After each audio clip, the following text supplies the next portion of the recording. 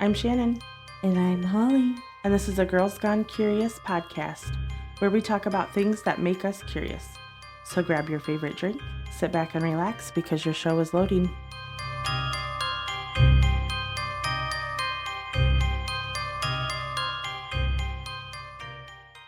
Just a reminder, today's episode has strong language and is not suited for children. Today's episode is regarding updates, which I have been really hoping for a lot of updates in our cases. We have researched many cases, and there are some that were not solved yet at the time of recording, or there were parts of the case that we were hoping to get more information on. So let's get into it. First off, we hope you had a wonderful holiday with your loved ones. We had some amazing food, spent time with our family and friends, played some games, laughed, cried, and researched true crime because obviously. What else do you do in your spare time? Duh. Hello. So this is going to be updates on cases if there's an update. If there's not, we'll just kind of refresh what we already know. And we are also going to get into podcasts, basically. This is like an update for everything. Right. Whoop, whoop. So, what do we want to do first? Do you want to jump in and get the case updates over? Yeah, I think so. Okay. And then get into the fun stuff. I mean, I think ending on a happy note is better than... Okay, so I have a couple. Some have minor updates, some are pretty much the same. Our first one is going to be from episode 35. This is the Texas case. This is where Livy Lewis was found dead in her car on the side of the road. And then her boyfriend was found unconscious, lying on the ground in a fetal position at the trunk of her car. Do we remember this one? Mm-hmm. Okay. Basically, there wasn't a lot of DNA necessarily. It was kind of more of he was found at the crime scene, so he's the murderer that they're suspecting. But wasn't there like... He basically ran away. Yeah, like hid out or something like that. Yeah, for like a couple years he was missing. Mm-hmm. And come to find out, he was at a family friend's house. And his mother was also there when they found him. Yeah, wasn't there something with... Wasn't he hanging out with another girl that night or something like that? And they... Or did Livy have one of the kids? Maybe I'm mixing cases. So what happened the night of is Livy went to a party with a friend. And she was kind of seeing another guy, maybe. And Matthew, the ex-boyfriend. Yeah, the ex-boyfriend murderer. that was charged.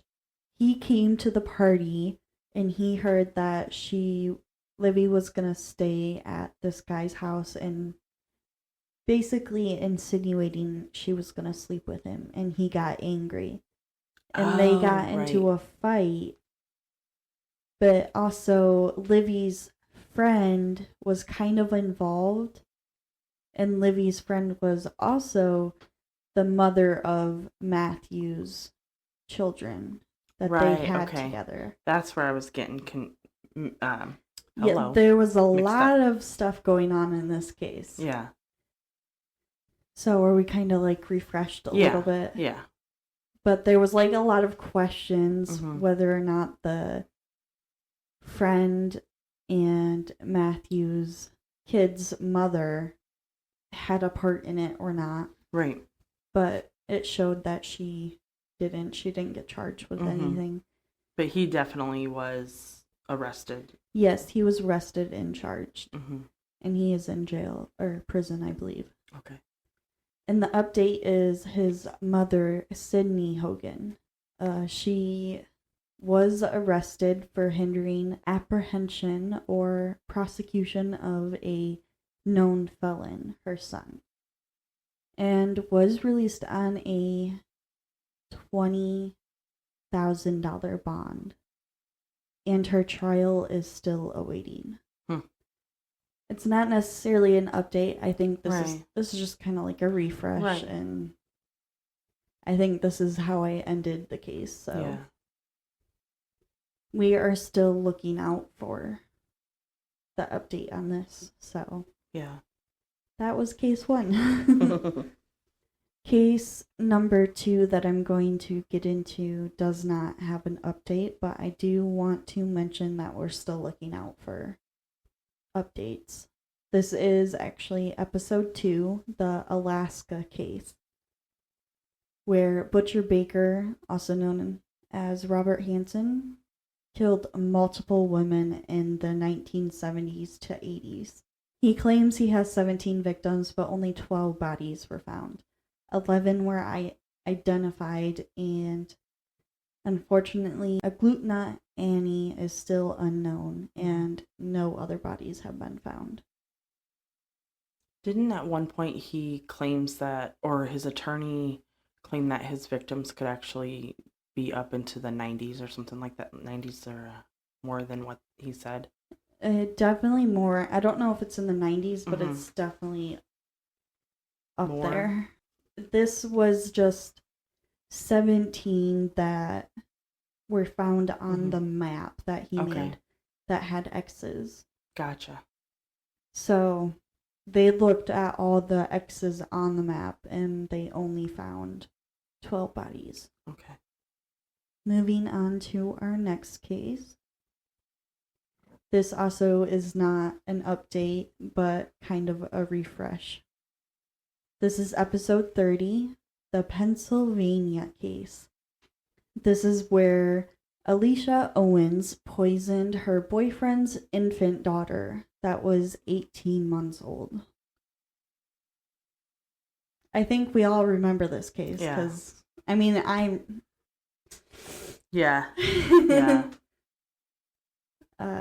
she poisoned her multiple times throughout with like Orbeez battery acid.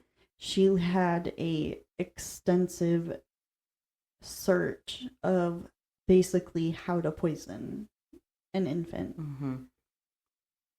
But she is still awaiting trial for the murder of Iris. So this is episode 43, which wasn't too long ago. The category was outside the U.S. This one is about Elizabeth Fritzl. Elizabeth's father, Joseph, locked her in a cellar for 24 years.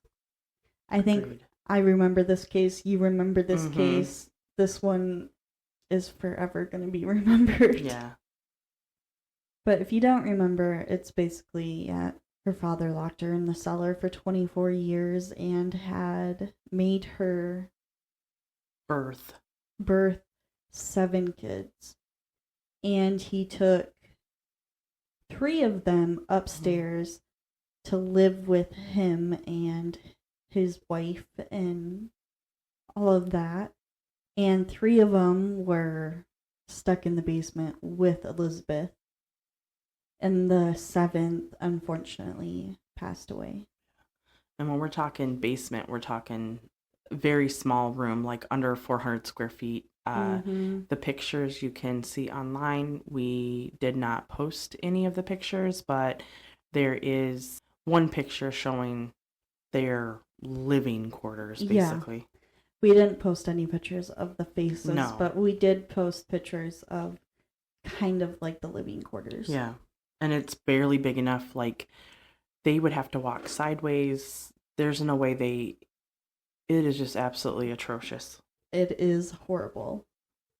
Joseph is still in prison, but wanted to share a Christmas wish through his lawyer. So in an interview, his lawyer said, "He gave me a small gift, a Christmas surprise, a small Father Christmas. I took great joy in the small gift and would like to use this opportunity to pass on a message from Fritzl personally. He wishes everyone out there a Merry Christmas and a Happy New Year 2026. And he has the hope that by Christmas next year, 2026, he might perhaps already be freed. And in, and in another interview, his lawyer also said, I went to see Mr. Fritzl in prison today, and he keeps talking about wanting to be in a house when he gets out of prison. And he has made very, very clear that it has to have a cellar. What the fuck? So he can kidnap victims? He says he wants a cellar because he has so many things he needs to store. Of course, he's been transferred from a high security to a standard prison, but he still has all his things, which he has collected over the years. I'm talking about loads and loads of files and folders. This is why he said his new place absolutely has to have a cellar. Files and folders, are those being gone through to see if they are drawings of what he wants to do to new victims? Yeah. Like, it's called a filing cabinet, fucker. Put your file folders in there. Yeah, fucking... I have a bone to pick with this lawyer. Oh, I'm so excited. My convicted client, who's whatever he's listed as, gave me a gift at Christmas. How wonderful. Fuck all the way off. Yeah. And his lawyer is basically excited that he's gonna get out, and She better be careful, because yeah. she might be on his list. She also mentioned she doesn't believe he's a danger to society anymore because he has dementia and he suffers from episodes and a bunch of other shit, and it's like... So he doesn't remember what he went to jail for, so he's going to make it worse or continue, right? Yeah. Okay. And you're just gonna fucking believe him that he wants a cellar to just Yeah. put his shit in? Does he really have dementia? Or is he Yeah. faking it? I don't know. But in another interview, I don't know if it's the same one or a different one, she mentioned that one of the times when she was there, he had an episode where he believed that Donald Trump on TV was sending him a secret message just for him in hand gestures. Yeah. Yeah. Okay. Fucking bullshit. I believe he's in his late 80s or almost 90s, but still. Okay, so he actually could be suffering from dementia or whichever, but still. I don't think he should get out. I think he should rot in prison. Mm-hmm. Moving on to my next case, because that is all I have for you on that. This is episode 47, and the category was family murders. This is the Rodin family, where the Wagner family basically worked together to kill the Rodin family. Right, so weird. All because they wanted to gain custody of Sophie, which was Jake and Hannah Rodin's daughter. Yeah. So what I have an update on is Billy Wagner, Jake Wagner's father. He has not gone to trial yet, but his team tried to file for a venue change, but it was denied. The trial court is still awaiting the ruling from the 4th District Court of Appeals to determine if the death penalty should be allowed or not. Interesting. Because if you remember, in part of Jake's plea deal Mm-hmm. was that the whole Wagner family would be exempted from the death penalty. Yeah. Interesting. So no one else has gotten the death penalty. Mhm. His mother and brother didn't get the death penalty, but they're trying to change it so Billy will get the death sentence. So they're kind of just awaiting that. Yeah. And my last case before you get into your cases is episode 46. I'm jumping all over, Right. but this is how we had it laid out. Mhm. So, and this category is family murders also. This is the Braun family murders. David Braun killed his parents and 2 siblings with an axe in 1988. But if you guys don't remember, this might help you remember. David was released from prison on July 29th, 2025, due to a new Supreme Court ruling.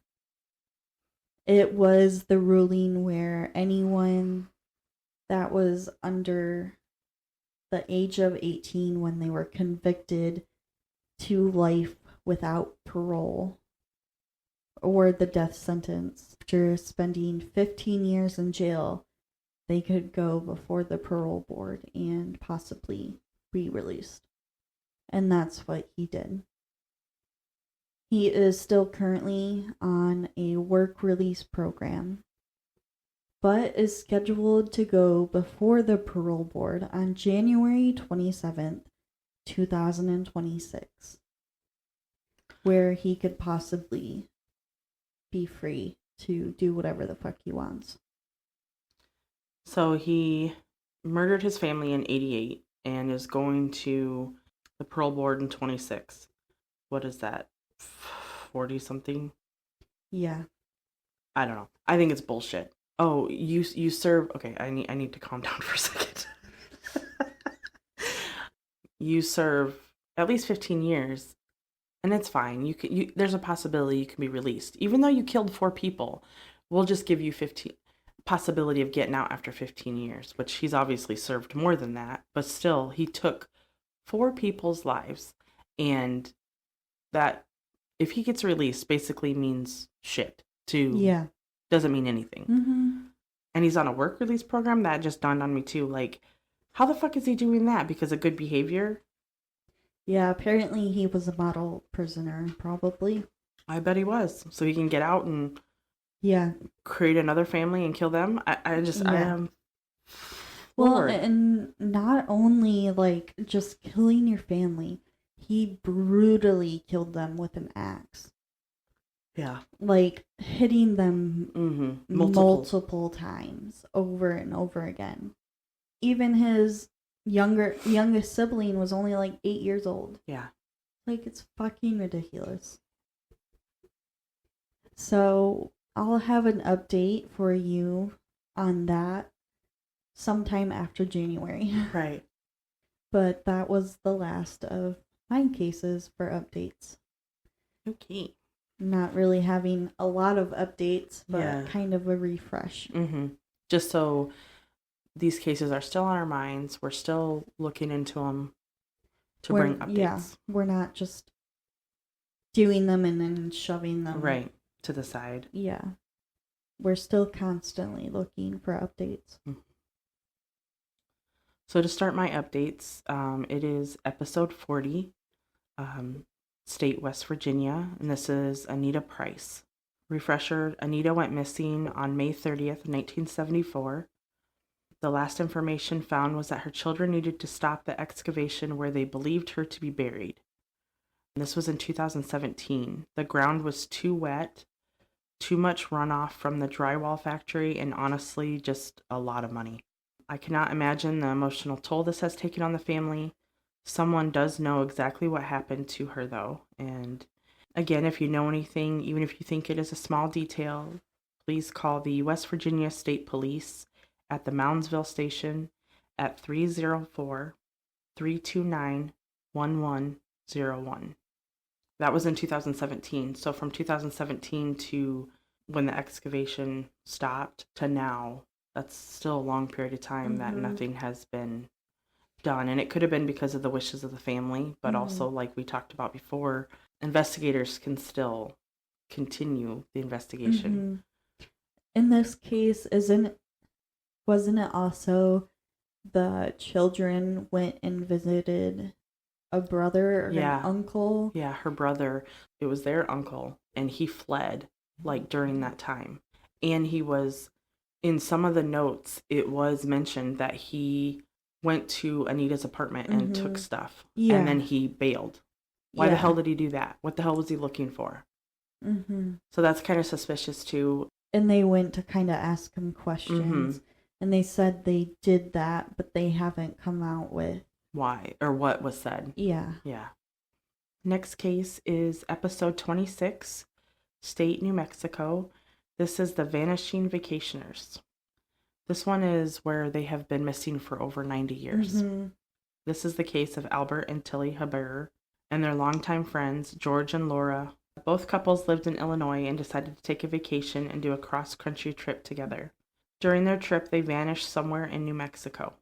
The last known location the couples were spotted at was a gas station in Quemado on May 22nd, 1935. Now, their vehicle had been spotted the next day, and an individual forged traveler's checks in George's name all through several states. Then he too vanished. A James Sullivan, also known as John Doe, has been indicted by a grand jury in 1938, but no warrant has ever been served, to my knowledge. In 1942, all four were officially declared as deceased. Lots of rumors as to what happened, but we want facts. If you have any information, please contact the New Mexico Crime Stoppers at 505-843-7867. I don't want to go too much into the rumors because there were so many, and we did that before. I don't want to rehash those. All I can say is there always seems to be a lot of the rumors kind of, or sightings, whichever, all kind of have something similar. And it is this individual. So, the James Sullivan. So it's kind of interesting. And they don't know if he took off or if he was killed by somebody else. Wasn't also, like, the person, like, took the car and crashed it multiple times? Yeah, like, they were wondering, like, maybe he didn't know how to drive. Well, he clearly didn't know how to drive. But he got into multiple accidents, had it fixed professionally, forged checks in those instances, or he forged checks to forged travelers checks to get cash back, just so he could pay that. Just to drive and crash it again. Was this also case number 1? Yeah, this was New Mexico's very first case. I think that's like how I remember first case, and then the guy crashed the car multiple times over and over again. So the state police department was created, and this was the very first case for that department.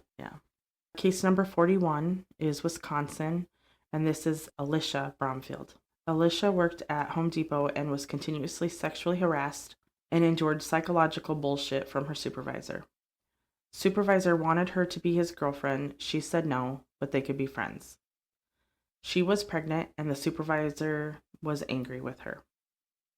He would threaten her employment if she didn't do what he wanted, like stopping to feed his dog. He had cameras set up in his home to watch her if she used the bathroom, not just outside, but also in the bathroom. He requested she accompany him to a wedding where he kills her and then rapes her, and then tries to kill himself, unsuccessfully. He is in prison, thankfully. Alicia's mom is suing Home Depot for the death of her daughter because Home Depot and the other counterparts knew the supervisor was a piece of shit, and they just swept it under the rug, pretty much. Like, that's how he is. Bullshit. Agreed. No update yet, unfortunately, just that attorneys for both sides are still in talks, and a trial date has not yet been scheduled. Didn't he try to kill himself with a butter knife? Yeah, it was like a butter knife, and then he tried to drown himself, but he panicked. Then I thought there was something else that he tried to kill himself with. And he said he just couldn't do it, so he went to the police, or he went to the gas station and called the police, and it told everything what he did. He told the gas station employee, right? Yeah. Yeah. And that And he needed to then- call the police. Yeah. Yeah. Fucking bullshit. Hmm. Hopefully there's an update on that one. I mean, he is in prison, but I'm hoping that there is an update on the family. Yeah. Isn't there like a big amount of money? Yeah, I can't remember. I want to say it's like 100 million or something, but that could be a future case. But I thought it there was was a this case. yeah, there's a If good chunk of change. Yeah. Yeah. Not to get back into the story, but he had multiple complaints against him from young girls. And I mean young girls. I'm talking 15, 16. Well, I don't know if 15, but the ones that I mentioned were 16. Constantly, like, he's rubbing himself up against these girls, telling them if they didn't come into work, he was going to fire them. All these kinds of sick yeah, shit that he was doing to these kids. calling them a bitch or Yeah. a cunt or a Mhm. slut because excuse my language, but We don't apologize for that. we warned you in the beginning. Yeah. So he obviously had a file on him Yeah. regarding his sexual harassment, and he was still supervisor. I don't understand that whatsoever. Yeah, so no update on the trial as of yet. Case number 44 is outside the U.S., and it is in Canada. This is the case of Veronica K. Unfortunately, there is not an update on this case either. So Veronica went missing on November 7th, 1980, and wouldn't be seen until almost a year later when she would be found. The last time she was reportedly seen was by her friend who worked in the Square One Center at the Cherish Photography Studio. Veronica was wearing a red ski vest, maroon blouse, blue jeans, and white running shoes. She was found on October 9th, 1981, in a shallow grave not far from where she had last been seen. Underneath her was a unique button. Now, this button is so unique. It could be a figure 8, it could be a snake, or an infinity symbol. If this sounds familiar, or if you have any information on Veronica, please call the Ontario Provincial Police at 1-888-310-1122 or Crime Stoppers anonymously at 1-800-222-8477. And yes, the $50,000 reward is still being offered. If you want to see a picture of the button, you can just Google Veronica K unique button or Veronica K Canada, and it'll pop right up. Or you can go to our Instagram, Yeah. and we have a picture there as well. For every case, we have a picture to Mhm. post on our Instagram. So please go check that out and follow us. Absolutely. Moving on to our next update, it is episode 46, and it's category Family Murders, and it is the Winnick family murders. This case involves, and this one does have an update of sort. This case involves Edwards, a 28-year-old police officer posing as a 17-year-old boy in order to gain trust of Jade, a 15-year-old girl, to assault her. Jade is a fake name. He ends up posing as a local detective to gain entry into her grandparents' home and proceeds to kill Jade's grandparents and mother. During the investigation, detectives found that there were over 1 million pages of messages between the two. That's going to take some time to go through. Taylor and Ring is the law firm that is representing the Winnick family in the lawsuit against the Washington County Sheriff's Office in Virginia. Now, they are being sued because they hired Edwards knowing his past of mental health without seeking treatment, that he was in a mental health facility. And in Virginia at the time, if you were ordered to a mental health institution, you could not own a firearm until you were deemed cleared, basically, or that it was okay for you to have a gun. That was never filed. So the sheriff's office did file a motion to dismiss the case, but the judge denied it. The case is now in the pretrial discovery phase, which can take a long time, especially going through 1 million pages and everything else that they have to go through. Plus, they have like 4,000 or something from the other victim that came forward. Yeah. Another update for this case is that details of Jade's side of the story, details of Jade's side of that horrific day have been released. Jade explains once her mom and her got back to her grandparents' house, her mom put the keys in her purse and went inside. Jade was told to stay in the car, and she noticed that her mom's dog wasn't in the window. The pup was always in the window, one of its favorite things to do. She waited for a bit, then got out because it was just too hot, and went inside. When she opened the door, Edwards grabbed her by the hair and pulled her inside. Jade at first thought it was the telephone repairman, but then realized it was the man who had been messaging her by the sound of his voice. She then saw her grandparents on the floor, and her mother was by the stairs. Jade saw all of them with bags over their heads that were taped to their necks, and so on. She began screaming. She said Edwards was wearing a gold police badge on his belt in the shape of a star. When she started screaming, Edwards pointed the gun at her. There was a gold star on it as well. He told her to stop screaming. Jade asked if he was going to hurt her, and he said yes, if you keep screaming. Edwards took her through the house while pouring gasoline on everything. He then lit the gasoline, and the house began to burn. As he walked through the house, he would open windows and doors to allow the fire to spread faster. He would then take her out of the house and force her into his car. Now, the neighbor saw them walk out together, and she said that she saw Jade get into the back seat of the car. But that's their side. I'm interested in Jade's side. So Jade said that she was forced into the car. Edwards demanded that Jade pretend she was his daughter if anyone should ask. He was taking her back to his newly purchased home back in Virginia. Jade wanted to know why he killed her family, and he just simply replied that they would report it.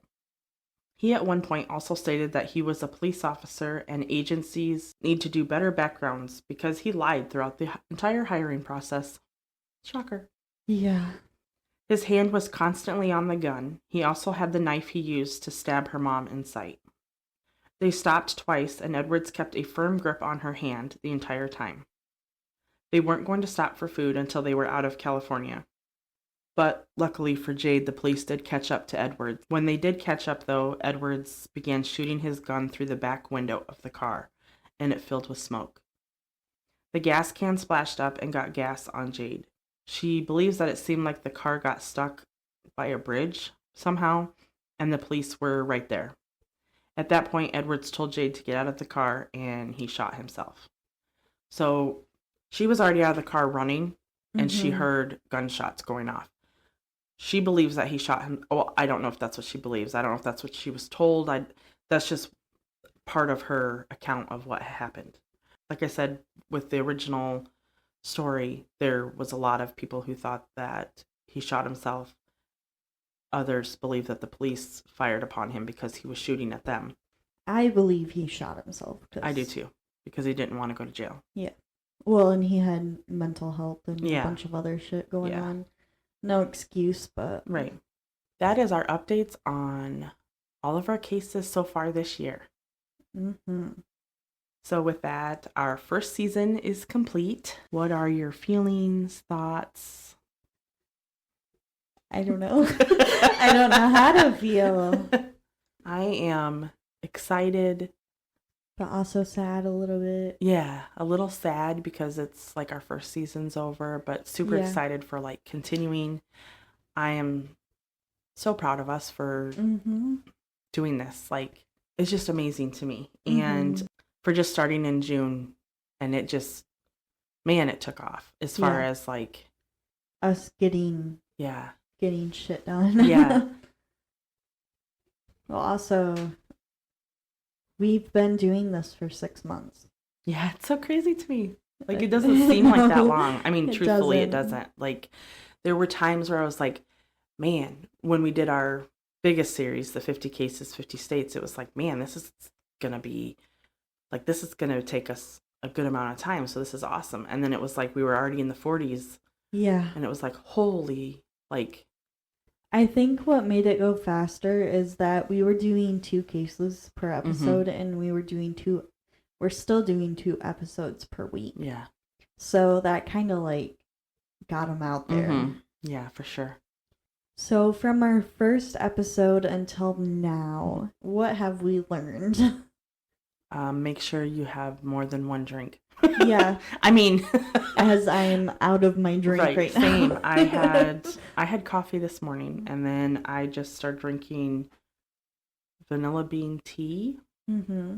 and I'm out of that. And definitely should have had another drink. Yeah, I should have got another drink, but it's fine. Yeah. I think the big thing for me is learning how to breathe. Just because when you have a script in front of you, Mm-hmm. however many pages, and Mhm. we're reading off for a case, and we're kind of like just going, Right. and it's like, relax, breathe. Yeah. Yeah. Sometimes I feel like rushing through it, Mm-hmm. but we don't need to rush through it. Right. And it's like, just take some breaths. Mhm. And some days are worse than others, at least Yeah. for me. Some days it's harder to get into the flow Mm-hmm. than others. Yeah. Especially if we have like done, I'm just going to say like the one time we were like 3 episodes ahead. And I mean like we had already recorded 3 episodes while we were still researching other cases. And so it was like boom, boom, boom, they dropped. And then we started recording like on Sunday, and it was like, ooh, that was kind of weird. Yeah. To get back into that Mhm. groove. But Well, sometimes we'll go like a week without Mhm. recording, yeah, because we have everything already. pre-recorded Mhm. and everything. So it's kind of, if we don't do it for a while, so Right. it's kind of hard to jump back Yeah. into it. I mean, Just Chats and Reddits are Mhm. pretty easy. Yeah. It's It's when the like cases. the cases, Yeah. yeah. Has there been a case that has affected you the most, or is the most memorable to you at this point? Out of all of them, I'd have to say, honestly, it's any of them that involve children, but the one that like really sticks, it wasn't my case, but the Elizabeth Fritzl one. That is Yeah. one that I just, It's yeah. just like, it's so shocking that Mhm. it doesn't seem like something like that could actually fucking happen. Yeah. But it did happen, Mhm. and it's horrible. Yeah. And he was such a nice guy. There were no signs. Bullshit. There were tons Yeah. of signs. Like, He's just a family man. He's a little Mhm. stricter than normal, but yeah. other than that, he's a great guy. There's so many signs. Fucking bullshit. So yeah, I would say that one. What's the most memorable case that you have researched? Honestly, I think it was the one we did together. I know it's supposed to be one that we just did ourselves, but the Salem witch trials Yeah. also are one that sticks. I almost said a case, but we haven't done that one yet, so I'm gonna zip on that. So one that was the most memorable for me, and it's just because I knew the case. Like I only had to look up The dates of the Mhm. case, And and that which was one. Gabby Petit. Yeah. Yeah. That one I wrote 100%, and like I said, I did not have to. The only thing I had to look up was the dates because I didn't want to get those wrong. Mm-hmm. I had literally been and started researching this case even before we started our podcast, or maybe it was right when we began. I can't remember, but I watched multiple documentaries. I had already put in days of research, and then so it was pretty fresh. Yeah. And then it was just like boom. Like you could look at my notes page, and there's literally only dates Yeah. listed on it, and so I would have to say that one for me. Mhm. Besides the Salem witch trial, Yeah. it's hard because that for sure is the case. But I just remember the Clutter family, where the piece of shit went to the house to supposedly steal the money, but it was mainly because he was gonna tear up the girl, the child. But Yeah. I'm gonna say like all that deleted. We'll just Mhm. stick with the original because I'm gonna get pissed all over it. I think the most memorable one that you have written for me is, it was a family one. I can't quite remember the name, but it was where it was a father that killed his whole family because of, I believe it was because of money, but that was just a rumor. His son was supposed to have his graduation party that day. Trying to remember. Yeah, it was a very prominent family, and so everyone was very confused, and Yeah. it came out later that it was due to like financial reasons. Like Yeah. he started his own accounting company. I believe it's the Short family. Yeah, so he had started his own company and built it from the ground up. It was one of the, I believe it was accounting, Account Now or accounting.com, something like that. But it was for medical. Yeah, and he stabbed them with a knife, right? I think he shot them. He shot them? Yeah, I think. Maybe I'm getting a family mixed up. I think he shot them and then he killed himself. Yeah. I know he did a family one where they were stabbed, I thought. But there's so many cases that are similar. It's hard. It's hard to pick with. Like the Gabby Petito one is probably also one of the ones that is most memorable that you have done. Yeah.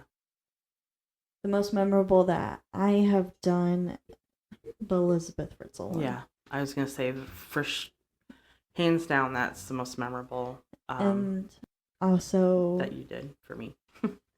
Quentin, his mom that killed him. Yeah. Or she says she didn't, but his body was found in a trash bin. Yeah. She just so happened to be at that trash, dumping trash. Yeah. Fucking, she did it. And I think the other one that really sticks is the two brothers that killed their family. Yeah.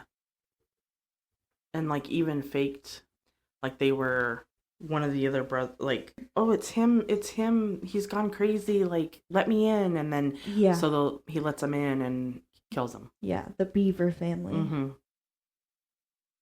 Fucking, that case, Elizabeth Fritzl and Quentin, basically any children case always sticks with me. Iris, Agree. Like, I could go off on all the ones that I remember. And it's just like, it would be a never-ending list. Yeah. But I think the most is those three that I think about. I think it's just because they're so gruesome. Yeah. Or because they have children involved. Yeah. What has your favorite thing about this podcast been? Honestly, I really cannot pick a favorite thing. The only, because I love everything about it. I love the research. I love recording. I would say that would probably, at first, that was probably like my least favorite, because who wants to hear their own voice? Yeah. But I have to say, like, everything. I love everything about it. I love being able to talk about the people that need to be remembered. And I'm referring to the victims, the survivors. Those individuals need to be remembered. And that's why, their stories need to be heard. Especially those who went missing as well, that are still missing. I probably gotta agree with you on that, is pretty much everything. Yeah. Except I do have a thing I hate. And it's editing. Yeah. I hate editing with a passion. At first, it was okay. I was like, okay, this is kind of cool, easy. Let's get this over with. But now, on our 55th episode, I'm getting tired of editing. Oh, man. Possible expansion coming up in the new year? Man. If someone could edit for me, that would be lovely. But, we're a baby podcast, and maybe eventually. Yeah, eventually. I think editing and then having to post. Mm-hmm. Trying to figure out what words to post and Right. all of that. Mm-hmm. And I'm just happy that you control Instagram where I don't got to do anything on there. I don't think I could add Instagram to my list. I think you would do great if you did, if you wanted to do it. We're both creative, so it's fine. Yeah.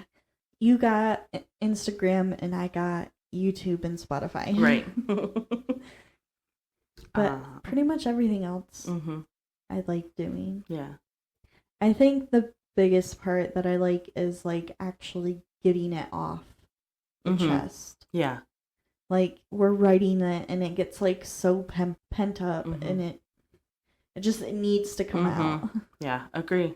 And it's hard because sometimes we try not to tell each other the case Yeah. beforehand. But we tell each other details, not Yeah. everything, Not because we want everything. the true reaction, even if we have heard the story before, or I'm sorry, Mhm. we have heard the cases before, in regards to whether it was news or whichever. There are still some aspects, some key points of the case that we might not have heard. Yeah. So, absolutely. Also, at the end, we have our opinions, our Mhm. thoughts, our mentionings. Yeah. Basically, Side notes throughout. yeah. Yeah. Usually we always have side notes. Yeah. But those are just kind of like side notes. Yeah. They're exactly what they're Right. called. Mm-hmm. Sometimes explaining a certain thing that I didn't even know what was. Right. Maybe you know it or someone else Mhm. knows it, but if I don't know it, then maybe someone out there also doesn't know it. Right. So, It's good to throw it in there. and also to clarify things like when you have two Hannahs, two Kennedys, or Kenneths, two Mhm. when you Yeah. have so many of the same names. Mm-hmm. Or when like it's a family and we always refer to the convicted as their last name, but when like They have the same last name. yeah, you so then can't- we usually just do their first name. the first name and then the last name is always of the individual that was convicted. So Yeah. something else that's exciting is the studio. So Yes. if you recall when we first started talking about, or first started our podcast, we were traveling. We would travel from family members' homes for sound quality, that kind of thing, Mhm. because we didn't have an area where in our home at the time to That was- record. Yeah, that we could like kind of close Mhm. off. Yeah. And now We have we have a wall and a door. Yeah, a wall and a door. So our studio is almost complete. Throw a little more paint and some flooring in. I mean, we're not just sitting in air. There is flooring There's flooring. beneath us, but we need New flooring. New flooring, yes. But otherwise, it's awesome from where we were Yeah. when we first started. And Grateful, yeah. 100% grateful for everything that has happened Mhm. along the way. But yeah, Eventually we'll get new chairs, but our Mhm. chairs work for now. yeah. We try to get all the squeaks out, but Yeah. sometimes you might hear one in the background. Yeah. There's a couple in there that I can't edit out. Yeah, because we're talking and Yeah. yeah, that's how it is. Or I'll be talking and My chair will go off like Yeah. it just did. I'll be talking, sitting at full height, then next thing you know, I'm on the ground because my chair lowered. I can see your head just above your laptop. Yeah. I'm a short person, so I need my chair all the way up to reach the microphone. And eventually we're hoping to get even better sound equipment, but our sound equipment is pretty good. Pretty sweet. Yeah. Because of our fairy godmother gave Right. it to us. Because our first one wasn't, which doesn't exist. Exactly. It doesn't exist. Yes. Only OGs know. Right. Only the OGs. From beginning, I think our research has gotten a lot better. And Yeah. we've gotten into kind of like story mode of Mhm. telling it. Yeah. Before it was just kind of like facts Mhm. and we put it together. Mm-hmm. Now it's more Mhm. to it, Yeah. and we have longer cases Mm-hmm. as well. Agreed. And like we Mhm. said earlier, we have been doing this for Mhm. 6 months. Yeah. Oh, something new that we did since we finished our 50 states, 50 cases is to help us come up with ideas. We love feedback of all sorts. If you have cases you want us to do, please let us know. But right now we have a wheel, and every week it's spun, so we have a new category. Our last category was cults, and our new category Dun dun dun. is serial killers. And we were dreading this one because there's so many that we want to Yeah. do, but it was hard to narrow it down to the Yeah. 2 that we did. Yes. Which I did right before recording. We are officially on YouTube. We've been on there for quite a bit. Woo woo. Next up is TikTok. TikTok? Fuck. I don't know how we're gonna Yeah. TikTok. Mama might have to do that one. Since you're doing the other 2, I'll probably have to. High five. High five. Tag. Air 5. Tag, you're it. Tag, kiddo. In the other room. On YouTube, if you do follow us, in our About section, there is a link that will bring you to a Google form. And in that form, you can put out new ideas. And basically, there is an option for cases. If you have any cases you want us to do, there is Reddit subreddits if you want us to do a certain subreddit. Ideas for just chats. Basically, any ideas you have for episodes. And at the bottom, you can always put in your information if you want to be mentioned. And Absolutely. if not, that's completely fine too. Yep, absolutely. So, coming in the next year, what is going to be Happening? Yeah. I was trying to think of the word. So, I believe going to continue with some of the normal episodes that we Yeah. typically do. After all, we do have a love for true crime, so Murder mystery, Mhm. and then I think we're going to continue with after every 2 murder mysteries, Mhm. we'll have a break yeah, of some sort, whether Mhm. that's just chats. or Reddits or Reddits, something else. Yeah. We'll definitely still have those. We'll probably have maybe a couple specials Mhm. if we come across the holidays. Yeah, I think the next sort of big one is Valentine's. Yeah, Valentine's. Maybe not. We'll Yeah. see. We'll see. Kind of see how we feel. Mm-hmm. And I think we're continuing with every 25 episodes an interview. Yeah. So our next would be 75th Mm-hmm. episode if Mhm. we can find someone. And we might throw in a couple, like, not necessarily spooky, but like kind of history, Mm-hmm. spooky history and Mhm. stuff of hotels or other places. Because there's a lot. Yeah. We also have ideas of when psychics help with police officers. Yeah, stuff that would like be that would be interesting too. So stay tuned for those. I think that's pretty much all our updates Yeah, I think so. For now. for now. Our next episode will be in 2026. Woohoo! So happy New Year, everyone. Yes. And I hope you guys stay safe out there. Happy New Year. Stay safe.